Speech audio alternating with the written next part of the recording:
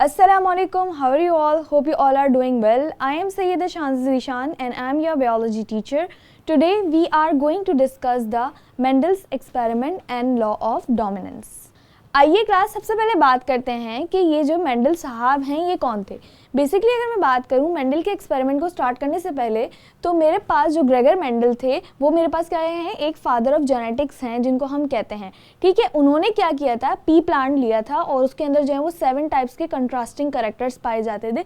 इसी वजह से उन्होंने जो वो पी प्लांट लिया था और उसके ऊपर जो है अपने जो भी उनके पास 3 तरह के लॉस पाए जाते हैं, लॉ ऑफ कंप्लीट डोमिनेंस आ गया, लॉ ऑफ इंडिपेंडेंट असॉर्टमेंट आ गया या लॉ ऑफ सेग्रीगेशन आ गया, वो उन्होंने जो है वो उस पर पेश करे थे। ठीक है, आइए हम डिस्कस करते हैं कि लॉ ऑफ कंप्लीट डोमिनेंस हमारे पास क्या कह रहा है। अगर मैं बात करूं class law of complete dominance की, तो बेसिकली मेंडल ने जीन को एज अ फैक्टर जो है वो इस्तेमाल किया है। यानी उसने ये बात कही कि बोथ पेरेंट्स क्या करते हैं, डोनेट करते हैं 1 फैक्टर ऑफ अ ट्रेट। यानी एक फैक्टर किससे, एक जीन हमारे पास किससे आता है, एक पेरेंट से आता है और दूसरा फैक्टर हमारे पास किससे आता है, दूसरे पेरेंट से आता है। सिमिलरली उन्होंने यहाँ पर भी कुछ इस तरह के एग्जाम्पल से हमें समझाया है कि जीन एज अ फैक्टर किस तरह से ट्रेट में जो है वो पास हो रहा होता है, यानी पेरेंट्स से किस तरह से ऑफस्प्रिंग में जीन जो है वो पास आउट हो रहे हैं। अगर मैं बात करूं क्लास यहाँ पर कि ऑर्गेनिज्म हमारे पास जो होमोजाइगस है, होमोजाइगस ट्रेट हमारे पास जब कहलाएगा जब क्या हो, सेम टाइप के हमारे पास फैक्टर पास हो रहे हो। लाइक ऐसा हो कि बोथ पेरेंट्स से, यानी like trait like pure tall जो है वो दोनों पेरेंट्स से टॉल का ही हमारे पास फैक्टर आ रहा है, या फिर दोनों हमारे पास जो दोनों पेरेंट्स हैं उनसे क्या है, डॉर्फ शॉर्ट का ही हमारे पास फैक्टर आ रहा है, तो वो हमारे पास उस वक्त में क्या कहलाएगा, होमोजाइगस कहलाएगा। जबकि अगर हम बात करें हेट्रोजाइगस की, तो हेट्रोजाइगस में क्या होगा कि एक से हमारे पास ट्रेट किसका आ रहा है, टॉल का आ रहा है, और एक से हमारे पास जो फैक्टर आ रहा है ट्रेट में वो किसका आ रहा है, हमारे पास शॉर्ट का आ रहा है। तो उस वक्त क्या कहलाएगा, हमारे पास हेट्रोजाइगस और हाइब्रिड कहलाएगा। जबकि बात की जाए होमोजाइगस की, तो तब क्या होंगे, दोनों अलील्स हमारे पास क्या होंगे, सेम होंगे। तो आइए बात करते हैं इसके एक्सपेरिमेंट की। बेसिकली इस एक्सपेरिमेंट में क्या हुआ था कि इन्होंने एक टॉल स्टेम लिया था, ठीक है, और एक क्या लिया था, शॉर्ट स्टेम। ठीक है, आपस में इन दोनों को क्या करवा दिया, इनका क्रॉस करवा दिया। अब जब इन्होंने क्रॉस करवाया तो बाद में इन्होंने जो सीड्स, उसका जो नतीजा निकला उसको क्या कर लिया, कलेक्ट कर लिया और उसको अलाउ किया कि वो क्या हो जाए, ग्रो कर जाए। ठीक है, अब उन्होंने क्या किया कि एक इन्होंने टॉल लिया हुआ है यहाँ पर, एक इनका जो जीनोटाइप था, जेनेटिक मेकअप जिसे हम कहते हैं, वो हमारे पास जीनोटाइप कहलाता है। ये यहाँ पर हमारे पास आप देख सकते हैं दोनों कंडीशंस क्या हैं, टॉल हैं, एक पेरेंट टॉल और एक इन्होंने क्या लिया, हमारे पास शॉर्ट लिया। अब जो इसका जो टी है वो क्या हुआ, हमारे पास यहाँ पर ये गैमीट्स में हिस्सा लेगा, ये दोनों सेम है, यहाँ पर टी हमारे पास गैमीट में हिस्सा लेगा, और जो शॉर्ट की अगर हम बात करें डॉर्फ की, तो उसका जो स्मॉल टी है वो हमारे पास गैमीट्स में हिस्सा लेगा। तो क्लास क्या होगा कि इन्होंने यहाँ पर एक शॉर्ट लिया हुआ है और एक जो है उन्होंने टॉल लिया हुआ है। अब ये दोनों गैमीट्स क्या करेंगे, क्रॉस होगा जब इनका आपस में, तो हमारे पास एक टाइप की जनरेशन जो है वो निकल के आएगी। बट आप यहाँ देख सकते हैं यहाँ पर ऑल टॉल लिखा हुआ है फिनोटाइप। फिनोटाइप जिसे हम क्या कह रहे हैं, जो हमारा फिजिकली हमारी हाइट वगैरह, जो स्किन कलर वगैरह जो नजर आ रहा था वो हमारा फिनोटाइप कहलाता है। बट यहाँ पर हमने हिस्सा तो दोनों ने लिया था, क्या किया था, इन्होंने टॉल भी लिया था और शॉर्ट भी लिया था, लेकिन जो हमारे पास असल में जनरेशन का रिजल्ट निकल के आया है वो क्या है, हमारे पास बाज़ायती तौर पे टॉल जो है वो निकल के आया है। फर्दर अगर आगे चलें तो इस तरह क्यों हुआ, इसलिए हुआ क्लास कि यहाँ पर हमने लिखा हुआ है लॉ ऑफ कंप्लीट डोमिनेंट। यानी जो कैरेक्टर हमारे पास डोमिनेंट था, जो कैरेक्टर हमारे पास डोमिनेंट कंडीशन में था, उसने अपना इफेक्ट दूसरे पर दे दिया और दूसरे के इफेक्ट को क्या कर दिया, मास्क कर दिया। यानी उसने क्या किया, जो हमारे पास टॉल वाला कैरेक्टर था होमोजाइगस कंडीशन में, सेम कंडीशन में, उसने क्या किया, जो हमारे पास शॉर्ट वाला था उसको क्या कर दिया, मास्क कर दिया, यानी उसको साइड पे कर दिया। ऐसा नहीं है कि वो वहाँ से बिल्कुल गायब हो गया, वहाँ पर प्रेजेंट है, लेकिन वो दूसरी जनरेशन में अपना रिजल्ट नहीं दिखा पाया। अब जो यहाँ पर जो जनरेशन निकल के आई है वो दोनों शॉर्ट और टॉल नहीं है, बल्कि क्या है, वो टॉल ही है। तो इसका मतलब क्या हुआ कि शॉर्ट वाला अपना रिजल्ट नहीं दे सका, बट वो ऑलरेडी उसने क्रॉस में हिस्सा लिया था। तो इससे कह रहे हैं हम लॉ ऑफ कंप्लीट डोमिनेंस, यानी इसके अंदर डोमिनेंट कैरेक्टर जो हुआ हमारे पास वो टॉल वाला हुआ। ठीक है, तो इस तरह क्या हुआ, हमें पता चल गया कि मेंडल ने किस तरह से लॉ ऑफ कंप्लीट डोमिनेंस को प्रूव करके दिखाया और बताया कि किस तरह से हमारे पास जो जनरेशन निकल के आ रही है उसके अंदर कौन सा कैरेक्टर हमारे पास डोमिनेंट है। आइए क्लास फर्दर आगे बात करते हैं। हमारे पास सेकेंड एक्सपेरिमेंट है जिसे हम कह रहे हैं मेंडल्स लॉ ऑफ सेग्रीगेशन और law of purity of gametes, यानी इसके अंदर बताया है कि किस तरह गैमीट्स जो हैं जब क्रॉस में हिस्सा लेते हैं तो आगे जाके किस तरह से जो है वो सेपरेट आउट हो जाते हैं और अपनी प्योरिटी यानी जितने वो ख़ास हैं उनको क्या करते हैं, जाहिर करते हैं जनरेशन्स में। आइए अब इसको डिस्कस करते हैं कि लॉ ऑफ सेग्रीगेशन में बेसिकली हमारे पास क्या कह रहे हैं। अगर मैं बात करूं क्लास, इससे पहले वाले हमने जो लॉ को पढ़ा उसके अंदर क्या किया था कि मेंडल ने क्या किया था, क्रॉस किया था प्योर टॉल, जो हमारे पास टॉल और डॉल्फ की वैरायटी थी, तो हमने उसको क्या करा था, क्रॉस किया था। उसके बाद हम नतीजे में हमारे पास कुछ इस तरह का जो है वो रेशो निकल के आया था, यानी हमारे पास टी और इसके अंदर जो हमारा ये वाला करेक्टर था कैपिटल टी, वो क्या था, इसके ऊपर डोमिनेंट था स्मॉल टी के ऊपर। इसी वजह से वहाँ पर क्या जो हमारे पास जनरेशन निकल के आई थी F1, वो क्या थी, टॉल थी। बट इसके अंदर उन्होंने क्या किया कि जो हमारे पास जनरेशन निकल के आई है ये हमारे पास हेट्रोजाइगस कंडीशन में, यानी एक हमारे पास कैपिटल टी है और एक हमारे पास स्मॉल टी है।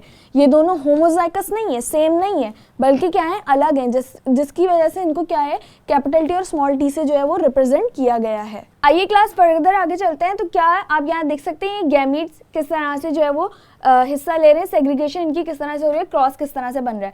ठीक है, अब यहाँ पर जो मेंडल ने यहाँ पर लिया है हमारे पास, वो कुछ इस तरीके का हमारे पास जो है वो क्रॉस लिया है। आइए क्लास क्रॉस को देखते हैं, मेंडल ने किस तरह से जो है वो क्रॉस कराया है। हमारे पास जो अब उसने करेक्टर्स लिए हैं वो हमारे पास कुछ इस तरीके से हैं, यानी उसने जो हमारे पास जो है वो जनरेशन ली है वो हेट्रोजाइगस फॉर्म में ली है F1 जनरेशन, ठीक है, और इस तरीके से कुछ हमारे पास जो है वो क्रॉस करवाया है।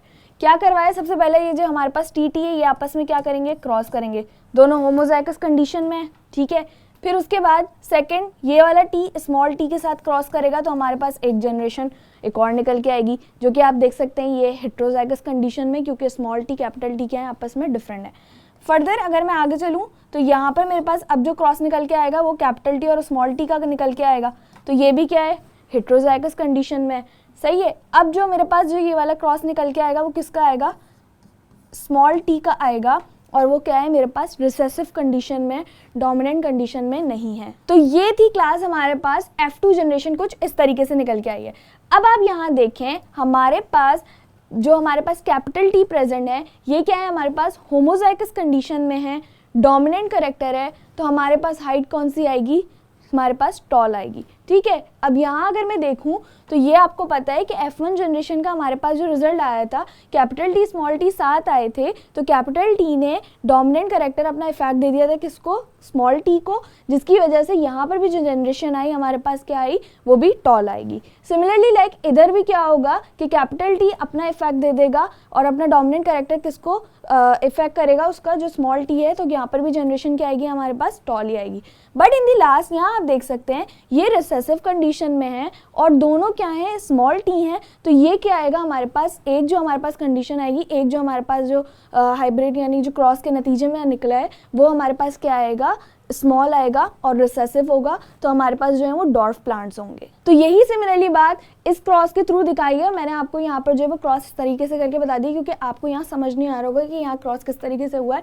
तो बट यहाँ पर इन्होंने क्या किया, पहले F1 जनरेशन को इन्होंने जो है वो दोबारा से सेल्फ पॉलिनेट करवाया, उसके बाद जो F2 के जो टाइप्स आई उसके अंदर टॉल की वैरायटीज़ भी आई और शॉर्ट की वैरायटीज़ भी आई। आप यहाँ देख सकते हैं यहाँ हमारे पास 3 जो है वो टॉल आए हैं और एक हमारे पास शॉर्ट आया है, तो इसीलिए इस रेशो को हम क्या कह रहे हैं, 3:1 का रेशो है, यानी यहाँ पर हमारे पास 3 जो है वो क्या है, टॉल हैं और एक हमारे पास डॉर्फ, जिसे हम क्या कह रहे हैं, शॉर्ट। तो इस तरह से कुछ उन्होंने जो है हमें बताया कि अलील्स किस तरह से जाके सेपरेट आउट हो गए F1 जनरेशन के और उन्होंने अपने इफेक्ट दे दिए दूसरी जो हमारे पास जनरेशन निकल के आई है F2। इसीलिए इसे क्या कह रहे हैं, law of purity of gametes, यानी इसी वजह से इसको कहा जा रहा है कि गैमीट्स जो है वो सेपरेट आउट हो गए और उन्होंने अपने इफेक्ट दिए दूसरी जनरेशन में, इसीलिए इसको क्या कहा जा रहा है हमारे पास, लॉ ऑफ सेग्रीगेशन। ठीक है क्लास, अब हम बात करते हैं Mendel's law of independent assortment. इससे पहले तो हमने मेंडल्स लॉ ऑफ सेग्रीगेशन को डिस्कस किया और उसके अंदर हमने ये देखा कि किस तरह से एक करेक्टर जो था टॉल एंड शॉर्ट की हाइट ली को हमने डिस्कस किया और किस तरह से वो जो है वो जनरेशन्स में पास आउट हो रहा था क्रॉस करवा के। बट इन दिस लॉ हम क्या डिस्कस करने वाले हैं कि हम एक्सपेरिमेंट करेंगे गार्डन पीस का, लेकिन अगर हम इसमें जो है वो सिंगल ट्रेड को डिस्कस नहीं करेंगे, इसके अंदर हम हाइट भी लेंगे और सरफेस की भी बात ले लेंगे। अब इसके अंदर जो हमारे पास इन्वॉल्व हो जाएंगे वो 2 करेक्टर्स हो जाएंगे यानी पी प्लांट के, तो इसी वजह से हम इसको क्या कह रहे हैं, डाई हाइब्रिड क्रॉस। यानी डाई हाइब्रिड क्रॉस इसलिए कहा जा रहा है क्योंकि इसके अंदर हमारे पास दो साइड्स इन्वॉल्व होंगी, यानी एक तो हमारे पास क्या होगा, कलर इन्वॉल्व होगा येलो कोटिलेडन, और उसकी सरफेस साथ साथ जो है वो इन्वॉल्व होगी, जो कि क्या होगी, हमारे पास राउंडेड होगी। तो एक हमने येलो लिया और एक हम क्या लेते हैं, यूजुअली ग्रीन लेते हैं, जो कि उसकी क्या होती है, रिंकल सरफेस होती है, और एक होती है उसकी राउंडेड सरफेस। फर्दर अगर मैं आगे चलूँ क्लास, तो इन्होंने क्रॉस जो है वो किस तरह से करवाया, यानी इसके कुछ पॉइंट्स हमारे पास लिखे हुए हैं कि इन्होंने जो है वो क्रॉस बेसिकली इस तरीके से करवाया था। यहाँ आपके पास बुक में ये क्रॉस प्रॉपर तरीके से जो है वो लिखा हुआ है। वो जो पहले वाला क्रॉस था मैंने आपको बना के दिखाया था बॉक्सेस में, लेकिन यहाँ पर ये क्रॉस जो है वो आपको बताया हुआ है, क्योंकि ये बहुत बड़ा क्रॉस होता है और यूजुअली आपके पास एग्जाम्स में आता भी है। आइए क्लास डिस्कस करते हैं कि मेंडल ने लॉ ऑफ इंडिपेंडेंट असॉर्टमेंट में क्या क्या ट्रेट्स लिए। अच्छा, उसने जो क्रॉस किया हमारे पास वो येलो कोटिलेडन और राउंडेड सरफेस, एक उसने जो है वो ये ली थी, ठीक है, एक ऐसा प्लांट लिया और एक इन्होंने ऐसा प्लांट लिया जिसके क्या थी, ग्रीन कोटिलेडन जो लिया, और रिंकल उसकी जो सरफेस थी वो रिंकल, थोड़ी रिंकल्स उसके ऊपर जो थे वो प्रेजेंट थे हमारे पास। तो ये उसने जो है वो दो कैरेक्टर्स लिए थे, यानी उसने पहला जो हमारे पास क्रॉस करवाया था वो किसका करवाया था, सिर्फ टॉल एंड शॉर्ट का करवाया था, लेकिन अब उसने जो है वो दो कैरेक्टर्स लिए, उसने एक कलर लिया और एक सरफेस लिया, ताकि अब वो देख सके कि किस तरह से जो गैमीट्स हैं वो अपने इंडिपेंडेंट असॉर्टमेंट देते हैं और जो कैरेक्टर्स हैं वो किस तरह से जो है वो पास हो रहे होते हैं ट्रेड्स के अंदर। तो आइए अब हम इसको फर्दर आगे डिस्कस करते हैं। आइए क्लास देखते हैं कि इसके अंदर फर्दर आगे इन्होंने क्या क्या कहा है और किस तरह से इन्होंने जो है वो क्रॉस पेश किया था। यहाँ आपको एक क्रॉस जो है वो नज़र आ रहा है, और पहले वाला क्रॉस मैंने आपको जो है वो क्रॉस में बना के दिखाया था बाकायदा, लेकिन वो आपको वहाँ पर समझ नहीं आ रहा था, बुक में आपके पास इस तरह से बॉक्स में नहीं दिया हुआ था, लेकिन यहाँ पर आपको जो है ये बुक में जो है वो बॉक्स के साथ मौजूद है, और ये आपके पास जो है वो पेपर में आता है। ये लॉ ऑफ इंडिपेंडेंट असॉर्टमेंट आपके पास लॉन्ग में आता है, और आपने अगर ये क्रॉस ड्रॉ नहीं किया तो आपके इसके मार्क्स नहीं मिलते, या आप लिख लें और ये क्रॉस ना ड्रॉ करें तो फिर एग्जामिनर को लगता है कि बच्चा रट के आया है, सिर्फ उसने जो है वो समझा नहीं है। आइए क्लास डिस्कस करते हैं कि हमारे पास जो है वो ट्रेड्स किस तरह से यहाँ पर मौजूद है।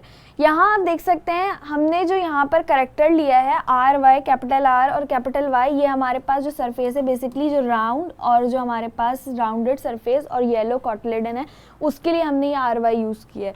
लेकिन हमारे पास अगर आप यहाँ देख सकें तो यहाँ पर हमारे पास जो करेक्टर हम जिसके ग्रीन के लिए हमने इस्तेमाल किया है वो हमने जो है वो यहाँ पर क्या लिया है, स्मॉल वाई लिया है, और जो है हमारे पास जो है वो सॉरी कैपिटल वाई है और हमारे पास स्मॉल आर है।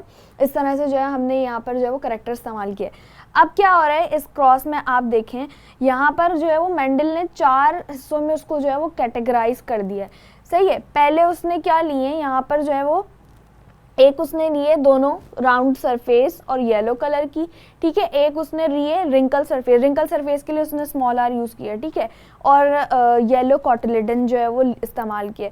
फिर एक उसने क्या किया कि एक उसने जो है वो क्या किया है, कैपिटल आर लिया है और एक उसने स्मॉल वाई लिया है, जो कि किसके लिए, ग्रीन सरफेस है, और जो है वो हमारे पास क्या है, कैपिटल आर है, जो कि हमारे पास क्या शो कर रहा है कि इसकी जो है वो राउंडेड सरफेस, ठीक है, ग्रीन कलर का राउंडेड सरफेस है, और इसके अंदर ने क्या बताया कि रिंकल सरफेस है और येलो कलर की, सही है। इसका जो है वो क्रॉस करवाया और क्रॉस के जो कुछ रिजल्ट्स आए वो इस तरीके से आए कि हमारे पास जो राउंड एंड येलो सीड्स हैं वो कितनी हैं, 315 है, जबकि बात की जाए राउंड एंड ग्रीन सीड्स की तो वो कितनी है हमारे पास 108।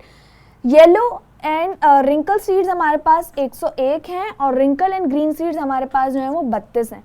इसका जो रेशो हमारे पास निकल के आता है वो टोटल हमारे पास 9:3:1 बनता है, ठीक है। अभी मैं इसका क्रॉस दिखाती हूँ, समझाती हूँ किस तरह बन रहा है। 9:3:1 बन रहा है, तो ये क्रॉस का जो है ना हमारे पास रेशो आता है। अगर आपसे पूछ लिया जाए ना MCQs में कि लॉ ऑफ इंडिपेंडेंट असॉर्टमेंट का रेशो बताएं तो वो होता है हमारे पास 9:3:1, ठीक है। लेकिन अगर मैं बात करूँ हमारे पास जो लॉ ऑफ हमने बात की थी कंप्लीट डोमिनेंस की, या हम लॉ ऑफ सेग्रीगेशन की अगर बात करें तो उसको अगर आपसे रेशो पूछा जाए तो वो आता है हमारे पास 3:1। आइए इसके क्रॉस को देखते हैं कि यहाँ किस तरह से इन्होंने ये जो है वो क्रॉस को परफॉर्म किया है। आइए क्लास देखते हैं, यहाँ पर मेरे पास जो है वो क्रॉस मौजूद है। यहाँ आप देख सकते हैं कि ये मेरे पास जो है वो शो कर रहा है कैपिटल आर और कैपिटल वाई के pure breeding round and yellow seeds. जो हमारे पास येलो सीड्स हैं वो क्या है, प्योर हमारे पास निकल के आई हैं, राउंड सरफेस की हैं और येलो हैं, ठीक है। इनको जो है ना इसने ना कंपोनेंट्स में ब्रेक कर दिया और 4 इसके फैक्टर्स यहाँ लिख दिए और चारों ही सिमिलर यहाँ लिख दिए। जब हम आर वाई का क्रॉस करवाएंगे तो कैपिटल आर और कैपिटल वाई हमारे पास निकल के आ रहे हैं। सिमिलरली लाइक हम स्मॉल वाई और कैपिटल आर का हमने जब क्रॉस करवाया तो इस तरह से हमारे पास ये इससे क्रॉस होते गए ना, ये इससे क्रॉस होता गया, इससे क्रॉस होता गया और ये इससे जो है ना हमारे पास क्रॉस होता गया, यानी 1 बाय 1 करके जो है ना ये हमारे पास जो है ना क्रॉस जो है ना जनरेट होता गया, कैपिटल आर स्मॉल वाई, इस तरह से हमारे पास ये क्रॉस निकलता गया। अब इसके अंदर जो हमारे पास डोमिनेंट कैरेक्टर जो हमारे पास आ रहा है, आप देख सकते हैं यहाँ येलो सरफेसेस हमारे पास जो है वो ज़्यादा पाई जा रही हैं, जबकि आप लास्ट केस में देखें तो हमारे पास ग्रीन सरफेसेस और राउंड है कुछ, और हमारे पास कुछ रिंकल इस तरह से मैंने कहा था ना, इसके ऊपर आपके पास रिंकल्स थोड़े से झुर्रियाँ इस टाइप से पड़ी हुई होंगी, ठीक है। तो राउंड आप देख सकते हैं येलो हमारे पास टोटल कितने आ रहे हैं, आप यहाँ काउंट कर लें, हमारे पास टोटल जो यहाँ पर 9 आ रहे होंगे येलो राउंड, 1 2 3 4 5 6 7 8 9, ठीक है। ये आपके पास टोटल कितने आ रहे हैं, 9 आ रहे हैं। इसी तरह से जब आप रिंकल को देखें तो यहाँ पर मेरे पास 3 जो है वो रिंकल सरफेसेस आ रही हैं येलो की, ये आप देख सकते हैं, यानी इसका मतलब रिंकल सरफेस भी उसने भी अपना जो है वो असॉर्टमेंट शो करी है, गैमीट्स पास हुए हैं तो जनरेशन में कुछ ना कुछ वो भी नज़र आ रहे हैं।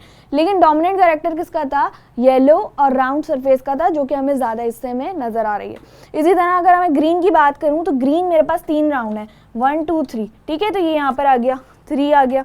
उसके बाद रिंकल मुझे ग्रीन जो है वो एक ही नज़र आ रही है, वो किस कंडीशन में मेरे पास, यहाँ आप देख सकते हैं मेरे पास जो कंडीशन है वो क्या है, कैसी है, रिसेसिव है। तभी मैंने कहा कि 9:3:1 का रेशो आ रहा है, यानी 9 येलो राउंड, 3 मेरे पास जो आ रहे हैं वो येलो रिंकल आ रहे हैं, 3 जो है मेरे पास ग्रीन राउंड आ रहे हैं, और 1 मेरे पास क्या आ रही है, यहाँ पर 1 ग्रीन रिंकल सरफेस आ रही है। तो ये था हमारे पास लॉ ऑफ इंडिपेंडेंट असॉर्टमेंट, जो कि मेंडल साहब ने पेश किया था और बताया था कि किस तरह से गैमीट्स जो है वो असॉर्टमेंट परफॉर्म करते हैं और किस तरह से जो है वो ट्रेड्स आउट और ट्रेड पास आउट होते हैं। Okay class, our lecture is going to be end right now. मुझे उम्मीद है कि आज के लेक्चर में आपको तमाम जो जेनेटिक इनहेरिटेंस के लॉज हैं वो अच्छे से समझ आए होंगे। मिलते हैं इंशाल्लाह नेक्स्ट वीडियो में न्यू टॉपिक के साथ। जब तक अपना बहुत सारा ख्याल रखिएगा। अल्लाह हाफ़िज़।